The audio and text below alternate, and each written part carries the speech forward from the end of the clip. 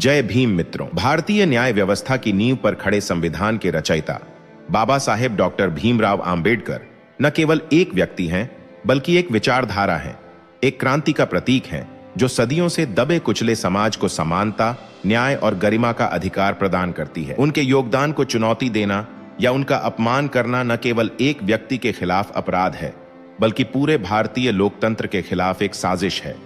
इसी संदर्भ में सुप्रीम कोर्ट के मुख्य न्यायाधीश न्यायमूर्ति सूर्यकांत ने एक ऐसा फैसला सुनाया जो न केवल कानूनी इतिहास में स्वर्णिम अक्षरों में दर्ज होगा, बल्कि समाज में समानता की लड़ाई लड़ने वालों के लिए एक मिसाल बनेगा। यह कहानी है वकील अनिल मिश्रा के खिलाफ दर्ज FIR की, जो बाबा साहेब आंबेडकर जी का अपमान करने के आरोप में शुरू हुई और मुख्य न्यायाधीश सूर्यकांत के नेतृत्व में एक बड़े फैसले तक पहुंची, जहां न्याय की तलवार ने अपराधी को उसके कृत्य की सजा दी।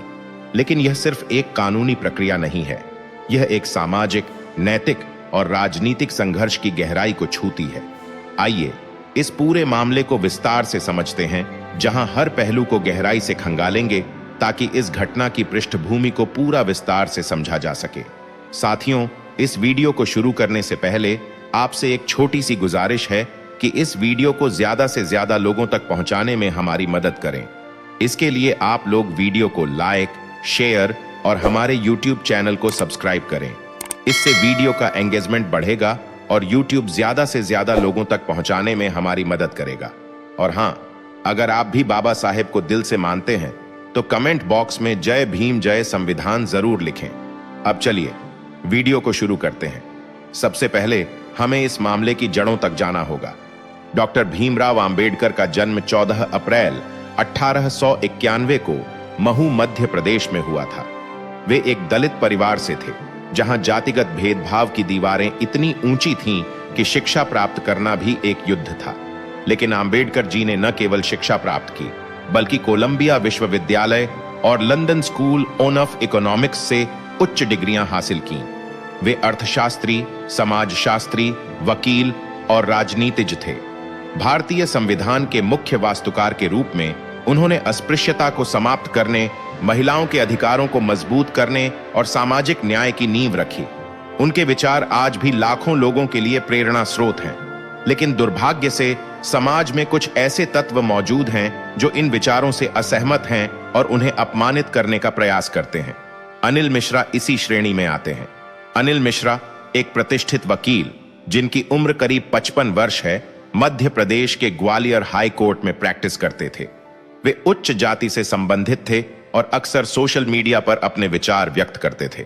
लेकिन एक दिन अक्टूबर 2025 में उन्होंने एक वीडियो पोस्ट किया, जिसमें उन्होंने डॉक्टर बाबा साहेब आंबेडकर को ब्रिटिशों का गुलाम एजेंट और झूठा कहा। इस वीडियो में उन्होंने दावा किया कि आंबेडकर जी ने संविधान में कुछ प्रावधान ऐसे रखे जो हिंदू समाज को कमजोर करते हैं। यह वीडियो वायरल हो गया और पूरे देश में हंगामा मच गया। दलित संगठन जैसे भीम आर्मी, आजाद समाज पार्टी और अन्य सड़कों पर उतर आए। ग्वालियर में विरोध प्रदर्शन इतने तीव्र हुए कि प्रशासन को धारा 144 लगानी पड़ी। पुलिस ने तुरंत अनिल मिश्रा के खिलाफ FIR दर्ज की, जिसमें IPC की धारा 153A धर्म, जाति आधारित वैमनस्य फैलाना, 295A धार्मिक भावनाओं को ठेस पहुंचाना और SC/ST एक्ट की धाराएं शामिल थीं। लेकिन यह शुरुआत थी, मामला यहीं नहीं रुका। मामला जल्दी ही हाई कोर्ट पहुंचा, जहां अनिल मिश्रा ने गिरफ्तारी से बचने के लिए याचिका दायर की। ग्वालियर हाई कोर्ट की डिवीजन बेंच ने जनवरी 2026 में उन्हें 1 लाख रुपए के बॉन्ड पर जमानत दे दी। लेकिन कोर्ट ने सख्त चेतावनी दी कि अगर वे फिर से ऐसे बयान देंगे तो सीधे जेल भेज दिए जाएंगे। कोर्ट ने कहा कि डॉक्टर आंबेडकर जी का अपमान संविधान का अपमान है और यह लोकतंत्र की जड़ों को कमजोर करता है। लेकिन अनिल मिश्रा ने जमानत मिलने के बाद फिर से सोशल मीडिया पर सक्रियता दिखाई। उन्होंने एक पोस्ट में लिखा कि न्याय व्यवस्था में भी जातिवाद हावी है, जो अप्रत्यक्ष रूप से कोर्ट पर हमला था। इस पर दलित संगठनों ने सुप्रीम कोर्ट में अपील की और मामला मुख्य न्यायाधीश सूर्यकांत की बेंच के सामने आया। मुख्य न्यायाधीश सूर्यकांत, जो 2025 के अंत में भारत के मुख्य न्यायाधीश बने थे, एक ऐसे न्यायाधीश हैं जिनकी छवि सख्त और निष्पक्ष है। उनका जन्म पंजाब में हुआ था और उन्होंने चंडीगढ़ से कानून की पढ़ाई की। वे हाई कोर्ट जज रह चुके हैं और सुप्रीम कोर्ट में कई महत्वपूर्ण फैसले दे चुके हैं, जैसे वीआईपी कल्चर के खिलाफ और सामाजिक न्याय से जुड़े मामले। इस मामले में उन्होंने एक स्पेशल बेंच गठित की, जिसमें न्यायमूर्ति BR गवई और अन्य शामिल थे। सुनवाई शुरू हुई और मुख्य न्यायाधीश सूर्यकांत ने कहा, डॉक्टर बाबा साहेब आम्बेडकर न केवल दलितों के मसीहा हैं, बल्कि पूरे भारत के संविधान के पिता हैं। उनका अपमान करना देशद्रोह के समान है। सुनवाई के दौरान अनिल मिश्रा के वकीलों ने दलील दी कि यह अभिव्यक्ति की स्वतंत्रता है, लेकिन कोर्ट ने इसे खारिज कर दिया। कोर्ट ने कहा कि अभिव्यक्ति की स्वतंत्रता असीमित नहीं है, यह दूसरों की गरिमा का उल्लंघन नहीं कर सकती। अब मामले की गहराई में जाते हैं।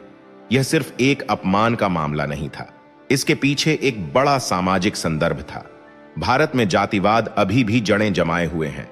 आम्बेडकर जी ने महाड़ सत्याग्रह, पूना पैक्ट और बौद्ध धर्म अपनाने जैसे कदमों से दलितों को सशक्त किया, लेकिन कुछ लोग जैसे अनिल मिश्रा इसे चुनौती देते हैं, क्योंकि यह उनकी पारंपरिक श्रेष्ठता को चुनौती देता है। अनिल मिश्रा का वीडियो न केवल अपमानजनक था, बल्कि इसमें ऐतिहासिक तथ्यों को तोड़ मरोड़ कर पेश किया गया था। उदाहरण के लिए उन्होंने कहा कि आम्बेडकर जी ब्रिटिशों के एजेंट थे, जबकि वास्तव में बाबा साहेब आम्बेडकर जी ने स्वतंत्रता संग्राम में भाग लिया और गांधी जी से मतभेद होने के बावजूद संविधान बनाया। कोर्ट ने विशेषज्ञों को बुलाया, जिन्होंने बाबा साहेब आम्बेडकर जी के योगदान पर व्याख्यान दिए।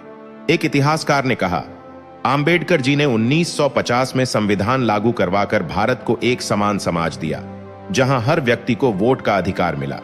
सुनवाई के दौरान मुख्य न्यायाधीश जस्टिस सूर्यकांत ने कई महत्वपूर्ण टिप्पणियां की।